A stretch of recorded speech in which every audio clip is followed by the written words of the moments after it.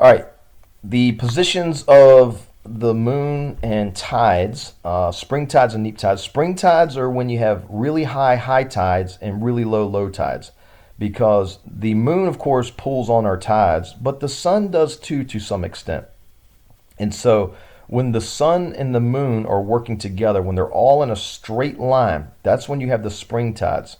For instance, if you had D and the sun, this would be a new moon position.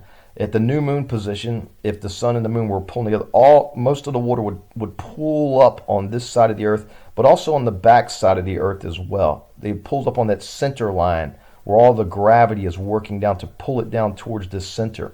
So D would be in a straight line, but also B back here in the full moon. So D and B would be our spring tides. Again, as long as it's in a straight line, it doesn't matter if the moon's on the new moon side or the full moon side. As long as it's a straight line, you're going to have spring tides where all the water is pulling up because the sun and the moon, or gravity, is working on that center line of the earth.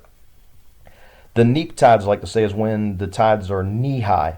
They're not very impressive tides. The high tides are not quite as high, but the low tides aren't quite as low either, because the water isn't pulling up in one area of the earth along that center line.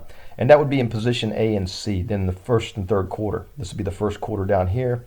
A would be the third quarter, because remember, if you move from new moon going counterclockwise around, this would be the third quarter at 25% of the way around the orbit. A would be 75%, or 3/4 of the way around its orbit. So in this position, the moon is where the high tide would be, but the high tides aren't that big, because, again, the sun is pulling towards its line as well. And so some of the water stays behind here in the low tide area. So the low tides aren't quite as low, and the moon's not able to pull quite as much water towards it as it used to when it was in line with the sun. So spring tides would be when they're in a line at B and D. Neap tides are when they're at 90 degrees, when the moon is working one way and the sun is pulling at a different angle with those tides.